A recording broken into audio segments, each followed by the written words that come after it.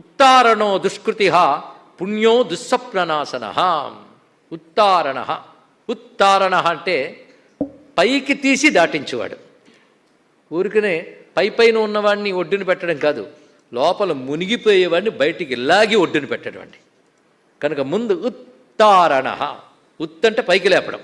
ఎక్కడ మునిగిపోయామంటే ఎందులో మునిగామో చెప్పక్కర్లేదు, ప్రతి వాళ్ళు చెప్పచ్చు.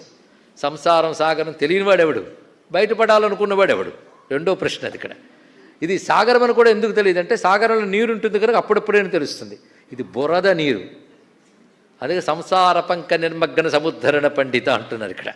అలాంటిది దానిలో కూరుకుపోతే కూరుకుపోయామన్న జ్ఞానం కూడా రాదు, ఎవడికో ఒకడికి వస్తుంది, వాడు బయటపడదాం అనుకుంటాడు. అప్పుడు లక్ష్మీ నృసింహం అదేహి కరావలంబం అంటే అప్పుడు పైకి లగుతాడు ఇక్కడ. కానీ ముందు కూరుకుపోయిన వాడిని పైకి లేపడం ఒక పని, లేచిన వాడిని ఒడ్డుని పెట్టడం ఒక పని, రెండూ చేసేవాడు నువ్వే. ఉత్తారణ అదే కొనసాగించండి. ఆయన శబ్దాతిగ శబ్దసహ ఆ స్తోత్రానికి చల్లబడి ప్రసన్నుడేడు శిశిర, పైగా అనుగ్రహించాడు సర్వసమర్థుడి క్షమిణాంబర.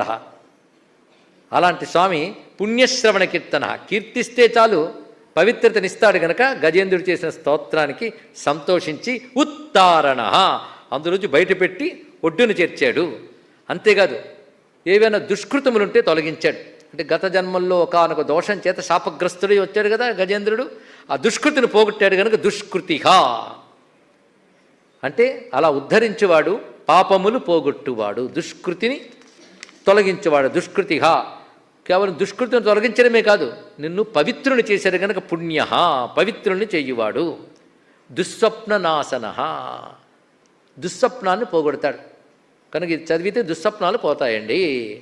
దుస్వప్నం అంటే ఏమిటో తెలియనప్పుడు పోవడం గురించి ఏం తెలుస్తుందండి?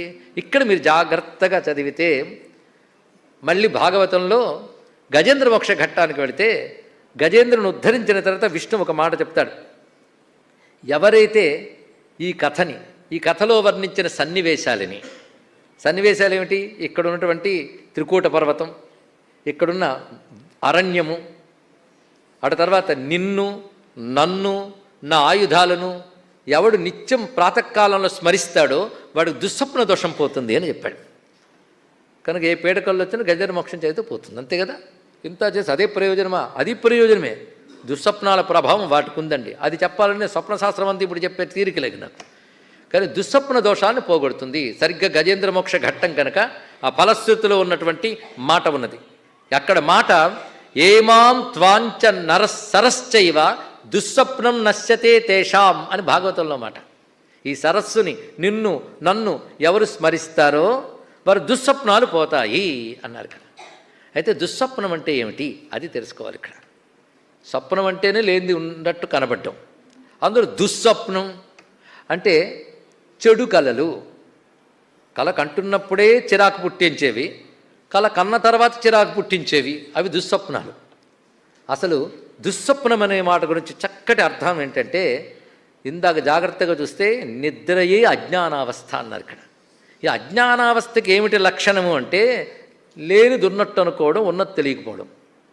ఇప్పుడు అర్థమైపోయింది దుస్వప్నం అంటే ఏంటో. ఉన్న పరమాత్మ తెలియట్లేదు, ఉందో లేదో తేల్చలేని జగత్తు ఉందనుకుంటున్నాం. అయితే జ్ఞాని తేల్చేశాడు మిథ్యా అని, జగన్ మిథ్యా అని తేల్చేశాడు. జ్ఞానం రానంతవరకు సత్యం అనిపిస్తుంది, ఒక్కొక్కప్పుడు అనుభవం అనిపిస్తుంది సత్యం కాదేమోనని. కానీ దాన్ని నోరు నొక్కేసి సత్యమే అనుకుంటాం మనం. ఇక్కడ విచారిస్తే తెలిసిపోతుంది. కనుక జగద్దృష్టి ఉన్నంతసేపు భగవద్దృష్టి ఉండదు. భగవద్దృష్టి లేకపోవడమే అజ్ఞానం, అది నిద్ర. ఆ నిద్రలో ఎలాగైతే నిద్రపోయినవాడు పీడకలలు కంటూ వణికిపోతుంటాడు, చెమట్లు పడుతూ ఉంటే దాని రిజల్ట్ చాలా ఉంటుంది. ఇక్కడ పీడకళ్ళు ఎవరికి ఇష్టం? కానీ పీడకళ్ళు ఏమైనా సత్యమా? ఒక నిద్రపోవడం మానేసేట్టు, ఎందుకు పడుకుంటే పీడకళ్ళు వస్తున్నాయి అక్కడ, అదో పీడ. ఏం చేస్తాం? కనుక దుస్వప్నం అంటే అర్థం అజ్ఞానావస్థని నిద్రలో పోతూ సత్యమైన భగవంతుడిని మరచి అసత్యమైన జగత్తుని పట్టుకు వేలాడమే దుస్వప్నము. అది గజేంద్ర మోక్ష ఘట్టంలో గజేంద్రుడు చేసే స్తోత్రం ఒక్కటి నువ్వు బాగా అర్థం చేసుకుంటే ఆ అజ్ఞానజనితమైన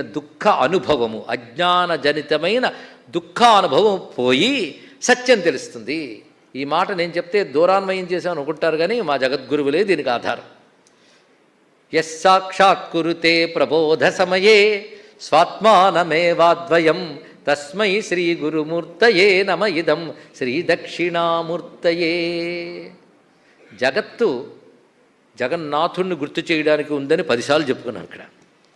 కానీ ఎంతవరకు జగత్తు నీకు పనికొస్తుందంటే జగన్నాథుని గుర్తు చేయడం వరకు. తర్వాత జగన్నాథుడు గుర్తొచ్చి జగత్తు నీకు విడిచిపెట్టు, అది కావలసింది. అలా కాకుండా జగత్తే సత్యం అనుకుంటాం, చెప్పినా అర్థం కాదు. ఇదేంటండి లేదంటాడు జగత్తు అన్నాడు ఒక ఆయన కోపగించుకుని శంకరాచార్యుల మీద. అంటే కలకంటున్నంతసేపు కళ సత్యమే అనిపిస్తుంది కదా నాయన అన్నాడు ఇక్కడ. అందుకే కలకంటున్నప్పుడు అందులో క్యారెక్టర్ వచ్చి ఇది కళ సత్యం కాదంటే ఒప్పుకుంటామండి? కలకంటున్నంతసేపు కళ సత్యమే. నిద్ర నుంచి లేచాక అప్పుడు నీకు తెలుస్తుంది. ఎస్ సాక్షాత్కృతే ప్రబోధ సమయే స్వాత్మానమేవా ద్వయం. మెలకు వచ్చేక కళ అసత్యమని తెలుస్తుంది, జ్ఞానం లభించేక జగత్తు మిథ్య అని తెలుస్తుంది అని ఉద్దేశంతో చెప్పారు ఇక్కడ. మిథ్యాత్మకమైన జగత్తు సత్యమనే భ్రాంతితో అదే నిత్యం అనుకుంటూ విన్నా ఇది వదలదండి. అప్పుడు జ్ఞానులమైపోయాం, ప్రతిదీ పుస్తకాలు కూడా రాసిగలం. కానీ మనవడు మాట వింటాడో లేదో అని దుఃఖం వదలదు. వీడు జ్ఞానం అంటారండి ఇక్కడ. అరే ఇవన్నీ మిచ్చరా పో అని చెప్తున్నా వదులుకోలేటువంటిప్పుడు ఇంకేమంటారు? నా మెలకు వచ్చిందని కళాబద్ధమే, కానీ ఆ కళలో సింహం నోట్లో పడ్డట్టుంది నిజమేనంటారా అని గట్ట కూడా. ఇంకా వాడికి సరిగ్గా మెలకు రాలేదని అర్థం, అది తెలుసుకోండి ఇక్కడ. అలాంటి అజ్ఞాన భ్రాంతులు తొలగించేవాడెవడో అతడు దుస్వప్న నాశన. ఇది దీని యొక్క అసలైన అర్థం. వీరహ